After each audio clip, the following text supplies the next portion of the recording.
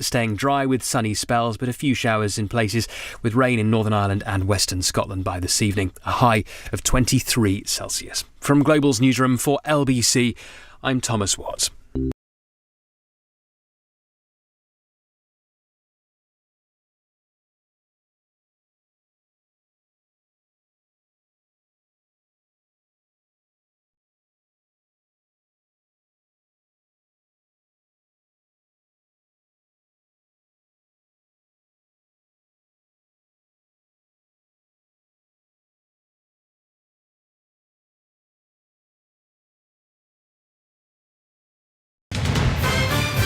This is LBC from Global, leading Britain's conversation with James O'Brien.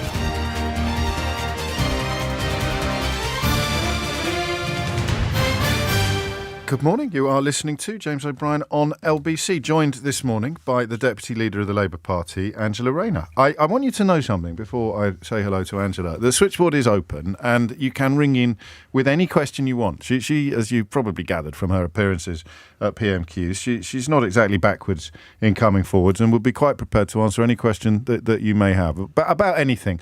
I'm glancing at my screen. I'm thinking we probably won't take the question about car parks in High Wycombe. I don't know if it's a particular expertise of yours. It's not, but I do know that car parks and parking is one of the most contentious issues up and down the UK, if I'm honest. Not on this show, mate. Not on this show. But I mean, anything within reason that falls in her brief as Deputy Leader of the Labour Party, you will be put straight through to her. 0345 6060 973 is the number that you need. So while you get your skates on and get your calls and your questions ready, I've got a couple that I will put to you, Angela. We should begin with the front page of the Times today. Speaking lessons for all pupils. Does this mean that Keir Starmer wants a country where people talk more like me than you? Definitely not, and that's definitely not well, he won't get away with it while I'm in there anyway, because I ain't changing the way I speak. It's about confidence. That's what it's about. It's about giving people the confidence in their own voice, which is what I've kind of tried to do in being real to myself and the way I speak. I speak like most Mancunians around me. And, you know, I think it's important that people can present themselves in their true form. And I think far too often people feel they have to be a version of something else and are chiselled away at to conform. Whereas actually what we're proposing is that level of confidence to be who you are and teaching confidence. Because in private schools, a lot of the time, people are taught about their confidence, talk about presentation, talk about how to speak. You know, it's not even, I mean, sometimes it's more like osmosis than an actual explicit lesson. It's just you naturally do debating. You stand up in class. Exactly. And I've talked about it's almost implied from a working class background from an early age is know your place. No one ever said to me, Angie, know your place, get out, stay in your lane. But it was kind of implied in everything we did. You know, police, doctors, people like that. They were people that did things to you. They weren't the people like you. And again, it's giving people, young people in particular, that confidence to say that just because you can't see yourself in somebody that's in a position of power now does not mean to say that you can't be that person, and actually you can be the best version of yourself and get on in life. You don't have to change who you are. Have we got much flesh on the bones of how you would actually teach it? Well, it's about having teachers in the classroom that can build that resilience and understanding that. I think far too often we've been pushed towards a rigorous academic route. You know, we've heard Rishi Sunak talk about, you know, maths and everything else. And that, of course, those skills are important. But the soft skills that employers often speak to me about and other parliamentarians, that ability to have that confidence in yourself, that what are you good at as opposed to what we should, everybody are our widgets and we should come out of school with certain skills, that actually, yes, we should have core skills, but not everyone's good at everything. You know, I found my vocation in life at school, probably wouldn't have said that was what would be my pathway, but you know, finding something that you really enjoy, that you find that you're good at, whether that's creative or academic, and then giving the young person the opportunity and the confidence to take that to the next level, I think is the most important thing we can do in terms of helping children get on and reforming our education system. And part of that, if I can be blunt, is trusting teachers again, qualifying them to do their job and then trusting them to teach in the classroom. I hadn't heard the word oracy before. Oracy. O-R-A-C-Y. Yeah. It's a word. It is, apparently. It's the word of the day. It certainly is. You're not going to get many points in I Scrabble. quite like discombobulated. It's one of my favourite words. It rolls off the tongue. Same here. Let's take some calls. Sam's in Clapham to kick things off. Sam, what would you like to ask Angela Rayner? So first off, I want to just give a little bit of background. I actually voted for both you and Keir in the Labour leadership contest, and I actually wanted you to stand as the leader, as it turned out. For my entire life, my vote has never counted. I used to live in Woodford, where Ian Duncan-Smith was my MP for years and years, despite the fact that the majority of the whole of my constituency did not want him to be.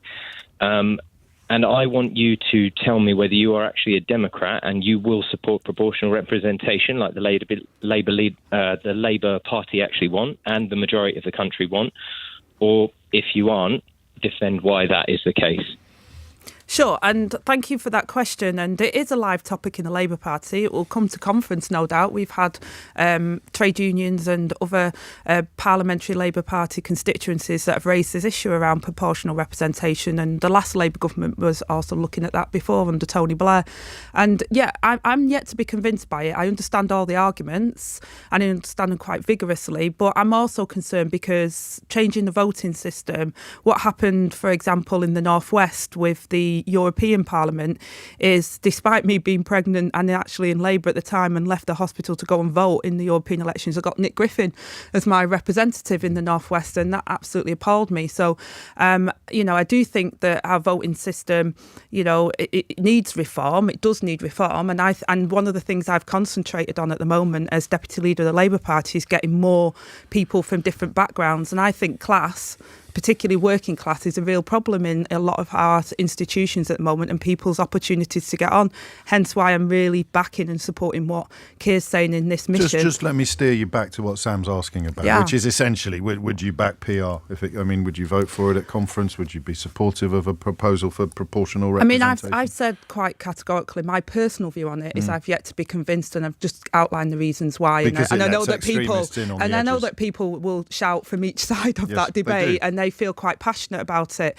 But it will come to conference, and I am a Democrat, and if our party decides that's where it wants to go, then I will be led as part of that, and I will do my leadership in ensuring that democracy prevails in the party. But as part of the debate, I'm not quite there yet. I can understand the arguments, but I'm not quite there yet. That's a solid answer. Why is Neil Lawson facing expulsion proceedings from the Labour Party?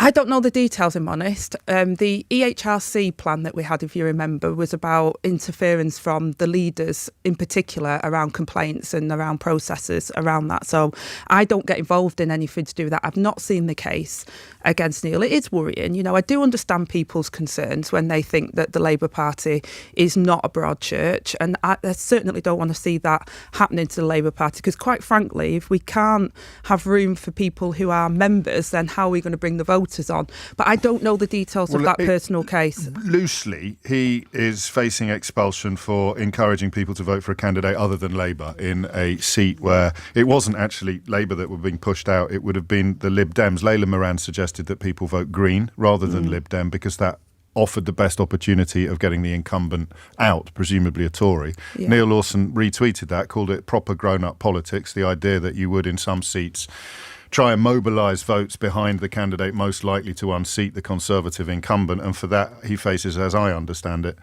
the rescinding of his 40-year-long Labour membership. Yeah, I mean, that's one of our rules, that if you campaign for another political party against the Labour Party, then that is in our rule book. It's quite clear, and it's black and white in the rule book. So, but people have an opportunity to present their case as part of that, is my understanding. But that is a long-standing rule of the Labour Party. Do you like the rule, Angela? Well, I think the rule's there for a purpose. A lot of people talk to me. In fact, Sam, didn't he, started his conversation by pointing out that he's got I understand that, and I understand progressive alliances. I understand what people are saying there. I mean, where I grew up in Stockport, there's areas of Stockport that they know, that they never felt Labour could get in. So the voters themselves are not idiots. They generally, I've met many Labour people who have said, I vote tactically at a general election because that's the way they see it. For a Labour member to encourage but we people don't to do encourage that. people to do that. The voters have made that decision because they're intelligent enough to understand the landscape in which they live.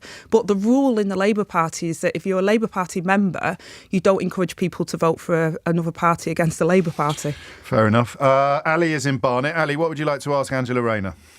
Morning. Thanks for taking my call. Just a quick one. I mean, I had so many questions, but basically, first thing is about university tuition fees. I wanted to just know if Labour were to become the next government, what are the current plans for university tuition fees? They're astronomically high right now. Is there anything Labour's going to do to bring them down? As a side question, I wanted to ask about first-time buyers and if there's going to be any additional support for them. But obviously, if you get any time, getting around to that one. But I just wanted to know mainly about the university fees. Shoehorning it in anyway. Well, let's start with the university fees. Thank you, Ali. OK, thank you. Yeah, tuition fees. Look, Keir's been dead clear that the Tories have crashed the economy. We're in a very difficult financial climate to what we were, so we're not going to be able to abolish tuition fees. But there are other things that we're looking at, how we can, for example, when people start repaying the tuition fees, the amount on the loan that they pay. So there's other ways that we could try and help students with their tuition fees at the moment. And we also, as part of our missions today, announcements around further education and tertiary education, vocational, which I think is incredibly important as well. So yes, we do need to help students. Yes, we will have a programme to support students with their tuition fees, but we're not going to be able to get rid of tuition fees immediately because of what we're going to inherit. And we've been honest about that.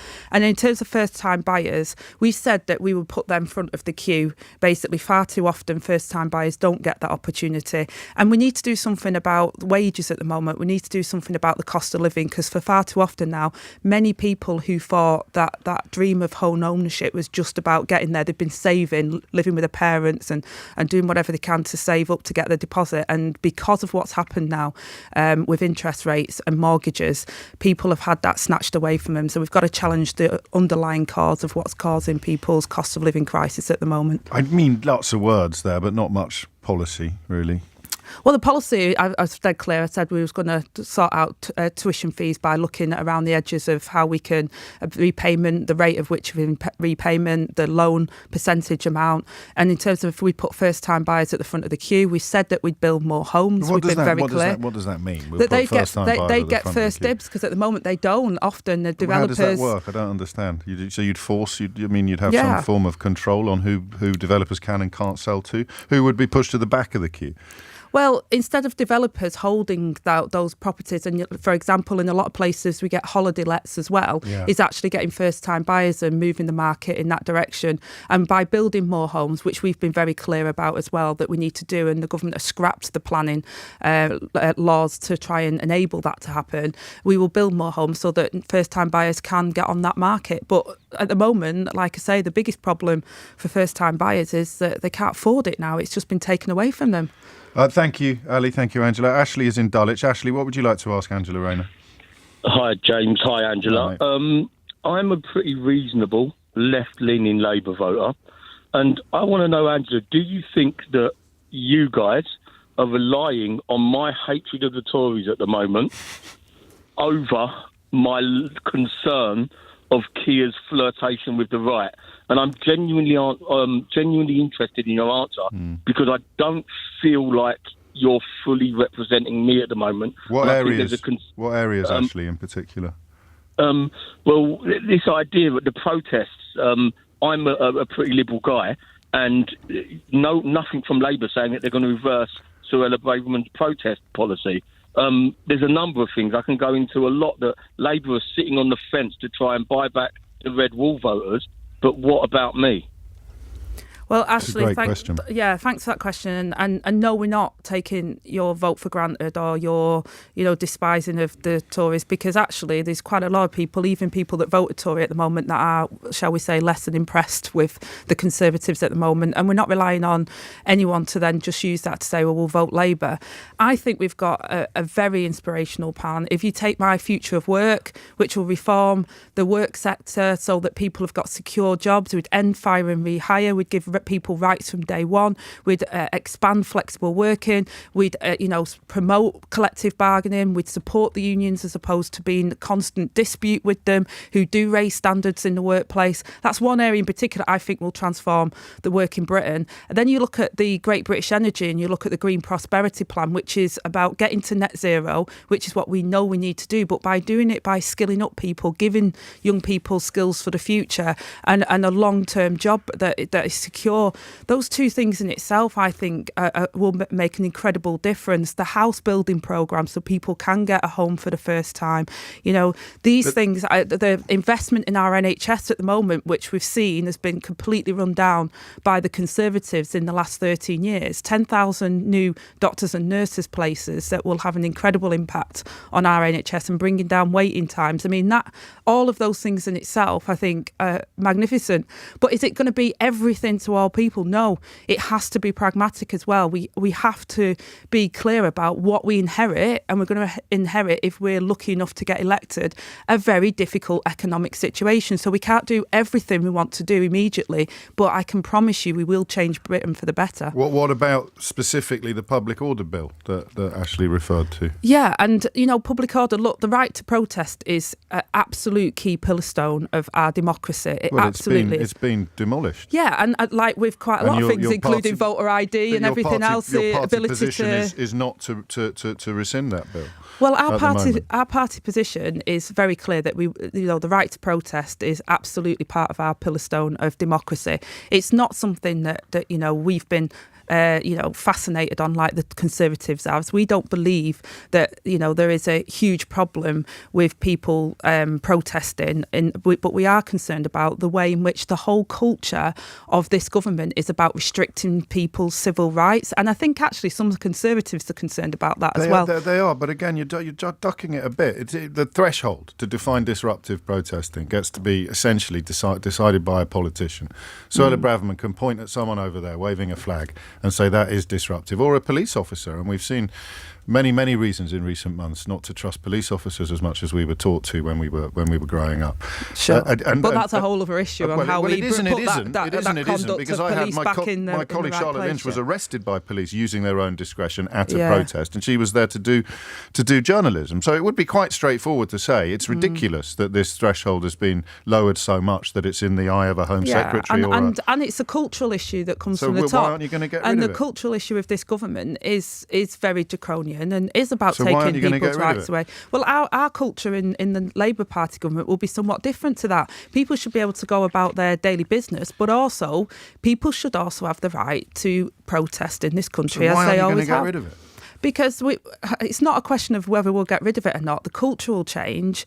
And also, in terms of our priorities, the first King's Bill will have the stuff on the future of work. It will make sure that, we have rights for people and that we support people in getting through the cost of living crisis. There's a lot of things to do immediately, but the one thing that we won't be doing is acting like Suella Braverman and their government, who have been taking civil rights away and pushing a culture of restricting people and demonising people for exercising our hard-fought rights. It's like a weapon, Angela, and it's all very well. I think what you're saying is, don't worry, because we won't use that weapon. But the weapon will still be there, and if you do get into power, then a day will dawn when you're no longer in power, and someone else will come in. And we will you have the power to legislate to remove that weapon. And we will look at that.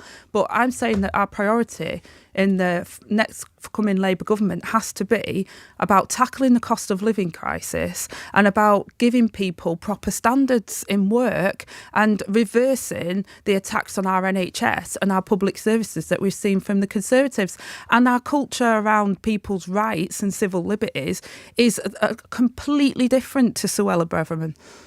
Immigration officers will be permitted to use force to detain and remove child migrants under a switch in policy by the government. What's Labour's line on that? Well, I don't think forcing children and using force against children is anything but child abuse. So I don't think that's acceptable. State-sanctioned child abuse. Well, it's not nice, is it? You can't be forcing children. I mean, I remember the days when I was younger and people used to say a good bit of discipline for your kids was to give them a good smack. But we've kind of moved on from that. And I think, any form of,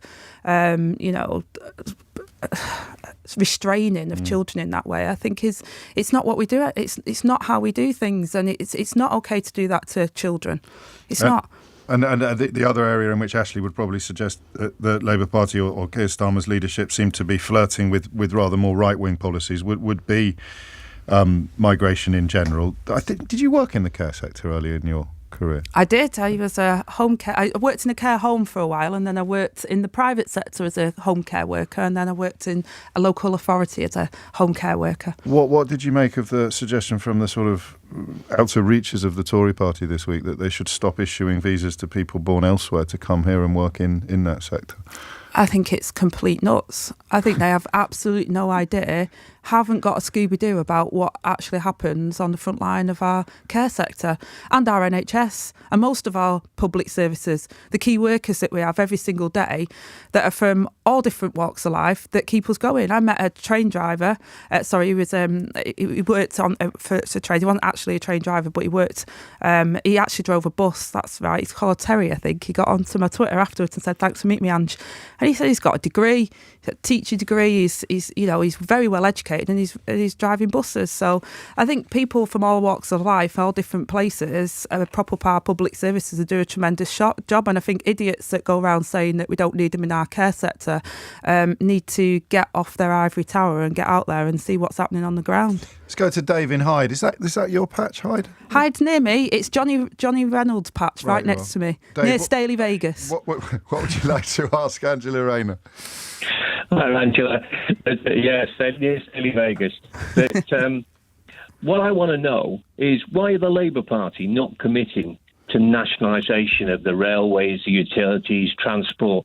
I mean, that the railways around here, Trans-Pennine Express, one of the worst rail records in the country. You look at the fiasco of Thames Water in your own constituency. North West Water are pumping sewage into the River Tame, and these people are paying paying their shareholders dividends. And yet we hear nothing from the Labour Party about we're going to how they're going to address it, renationalisation. I mean, even Tory voters want to renationalise the railways. The privatisation of the utilities has been an utter farce and a failure, and yet we hear nothing from the Labour Party about taking them back into national ownership. Okay, well, I can reassure you that we have said that we'll nationalise the rail, and we will continue to say that, and we will do it. And we've said as soon as those contracts are up, they will come back into public ownership. And on water, I mean, look, my water was off yesterday in Ashton again. Every other week it's off at the moment, but they have no problems, as you say, in giving us stuff into our waterways that we don't want. But on utilities, we've said we'd take a very pragmatic approach, and that we need regulation. We need to enforce those regulations. The government are failing to do that at the moment, hence why we've got that problem with them, and that, we'll look at it in the long-term plan. But we've also said that, look, we haven't got a huge sums of money to go nationalising everything. Because you have to buy it back. Because you have to buy it back, yeah. And we see that actually we can regulate them, enforce that regulation and get the same outcome without spending loads of money that we haven't got, that we need to put more into the NHS, or we need to put more into frontline services that are on their knees at the moment. So it's a question of we can't do everything all at once. So therefore we had to have a pragmatic approach about how we deliver.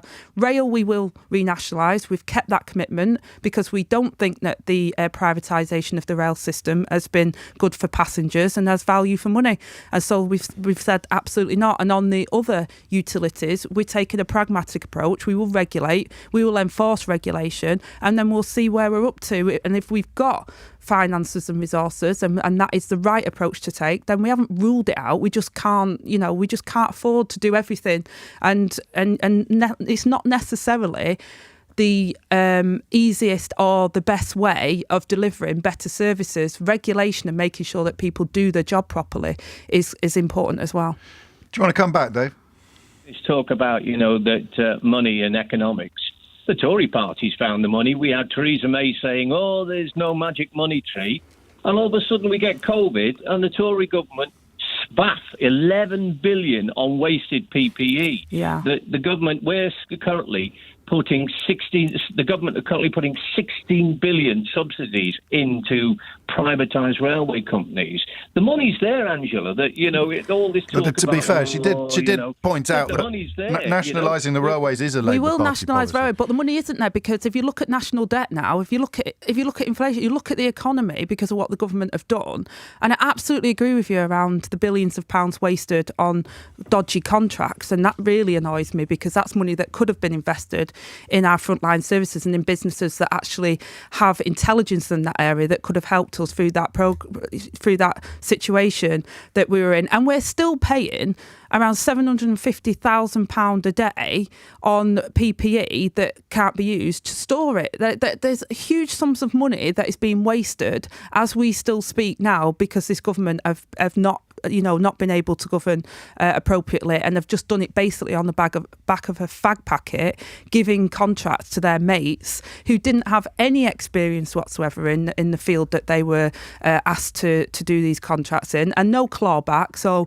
money's not given. £230 million that was wasted on fraud, and £230 billion a year wasted on fraud that they've not got back. I mean, it's just gross incompetence, and that does annoy me, because people at home who have got a cost of living crisis at the moment, that see our public services on their knees, and we're told that we haven't got pay rises for public service workers, and all the while they're wasting our money and acting in a absolute dodgy fashion, and all they're interested in is who's going to get themselves into the Lords and into cushy positions after they leave government. Speaking of annoyed, it's my listeners are really picking up on the public order bill. I don't know whether you want to take this away with you. Disappointed in Angela's response to the public order bill. Prevarication on her part, worthy of a Tory minister. It's not rocket science. If Labour are happy with people being able to protest, they should rescind it. A terrible response. Labour are making it very difficult for me to vote for them. Why can't they just commit to rolling back this attack on civil liberties? We're not Tories. You can trust us with this power. Just isn't good enough. Maybe I'm wrong, and we are a country of authoritarians, and this is what the people really want, says Dave in Bristol. Just for your reference. Next call, Steph in Wimbledon. Steph, what's your question? Hello, Angela. Hello, James. Hello, Steph. My question is very simple. Last week, Tobias Ellwood, a Tory MP, came out and admitted that Brexit is a mistake. I'm not hearing anything from the Labour Party that reflects that same position. Why not? Because leaving the European Union was a decision that was made some years ago in a referendum, and Remain lost. And that's the facts. And we've left the European Union. I think the way in which we've done it is a dog's dinner, if I'm honest. And I think the debate is how we keep closer relationship with Europe and how we move forward. But you can't put the genie back in the bottle. We had a referendum. The country voted to leave the European Union. And this government, the Conservatives, have handled it, I think, disastrously. We were promised oven-ready deals. We were promised lots of money. Jacob Rees-Mogg said our energy bills would go down. That hasn't happened.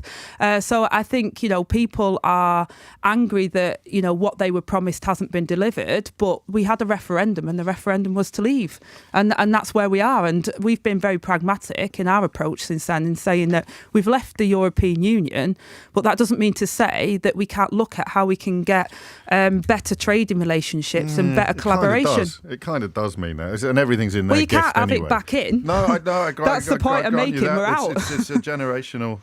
If there is going to We're be any out. reverse. I mean, if we tried to even get back in, you wouldn't be in on the same terms as we were in before. What is that? We're out of the European Union. You won't answer this question to Steph's satisfaction, and everybody understands why. But is there a point at which it becomes politically live again? Because the polling, imagine it hit 80% saying it was all a terrible mistake. You've got Farage admitting it was a failure. Yeah, okay, let's walk through that. Okay, so everyone says it's a terrible mistake, we shouldn't have done it. You can't go, hi, can I come back in where I was?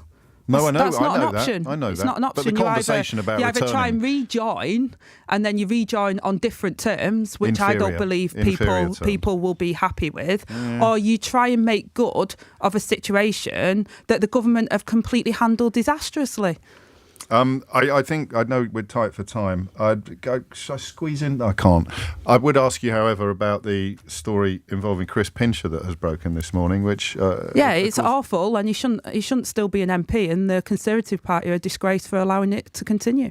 And in summary. that was actually, people forget, that was the reason why Boris Johnson finally Yeah, fell off because they his all perch. tried to defend it, Or got and it's pushed not off his perch. defendable, and they need to do more about it. You know, they need to clean up their act. They don't do things. They throw someone off the whip for a couple of months and then regurgitate them a few months later, hoping that the public have forgotten what happened. I have got a couple more minutes. Dave's in Woking. Dave, it's your lucky day. Hello. Hello. Hi, James. Hi, Angela. My question's about the private rental sector. There are 10 million private renters in England alone, and we are being hammered left, right and centre. There's a renters reform bill sat waiting for its second reading that keeps getting delayed. It's been delayed for 4 years now. What's Labour's stance on private renting, social housing? The reason a lot of people are in private renting is because they have no choice. Absolutely, and I would refer everyone to Prime Minister's questions yesterday, where I concentrated very much on this in terms of that bill, why the government haven't brought it forward, the impact on not building more homes on people who are waiting on lists at the moment to get a home, and that impact that it's having on renters at the moment as well. And I pushed the government really hard on that yesterday. You won't be. You won't be, happy about the response, I don't think, because all I got back was personal insults and jibes. But I did try and ask some very serious questions about home ownership, mortgages, rents, and the problems that renters have at the moment, and that renters reform bill that we were promised that we're not getting at the moment, because I hear that there is rumblings within the Conservative benches, and that's why they've not brought it forward. But of course, that doesn't have any comfort for people who are struggling at the moment, and the government are looking after themselves. And I talked about their self-interest as opposed to the national interest at the moment, which I think is what they're doing, unfortunately. Who's the more capable opponent at PMQs, Oliver Dowden or Dominic Raab? They're both. Do you know what? Right, Dominic Raab. I'm not going to let you leave the studio until Dominic you give me an Raab was answer just to this question. looked a little bit awkward. Yeah, so I think that was his thing. But Oliver Dowden just looks like a 5-year-old that has done a punchline and gets all giddy but doesn't actually answer a question. I actually think some of his punchlines would be really good if he wrapped them up with an actual answer to a question as well, and I think he'd do better if he did that. So who's better? Me. They're not very good at it, are they? Last question. Chris is in Irving. Chris, what would you like to ask Angela Rayner? Morning, James. Morning, Angela. Right, I'm Morning. a SNP voter, right, and I really don't like the Tories at all. If I was to vote Labour, I'm going to be giving up Scottish independence and trying to get back in the EU. What's an offer for a Scottish person?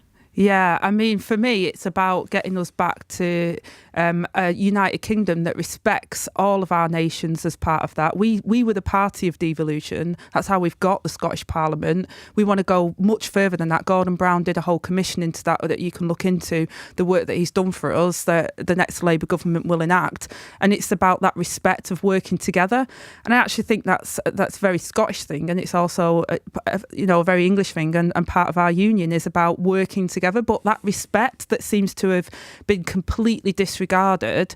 And in terms of Europe, as I said before on a previous caller's question, is look, we've left the European Union.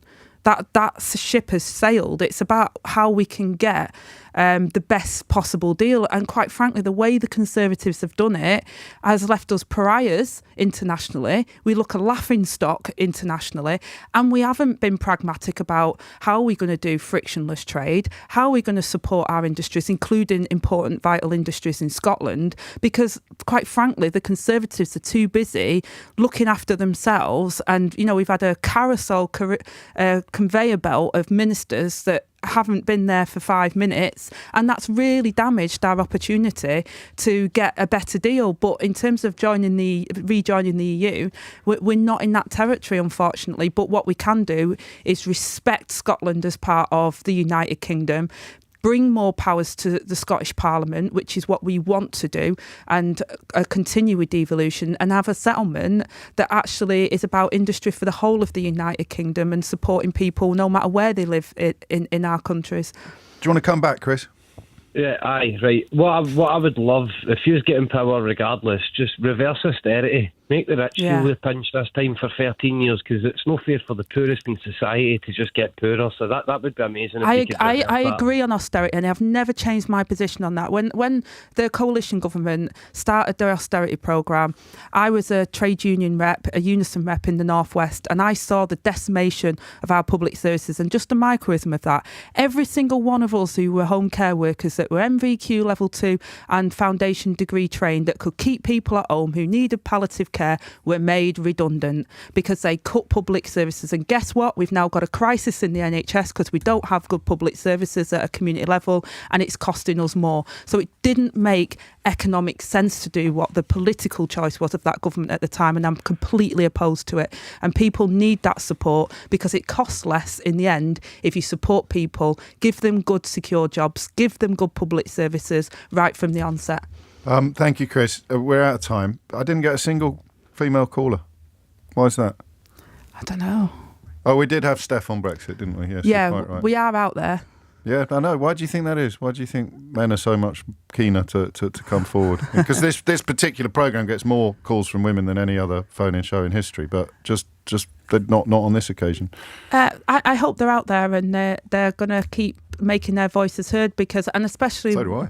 Especially women from different walks of life and different backgrounds. Be yourself and be loud and proud. That's what I say. Angela Rayner, many thanks. Thank you. It is 10:38 and Thomas Watts is here now with your headlines. Labour's deputy leader has told James that Chris Pincher should now resign as an MP. The government is facing the prospect of a by-election after the former whip was sanctioned over groping allegations. Angela Rayner has also told LBC she is yet to be convinced by a change to the voting system. Some senior figures within the Labour Party have called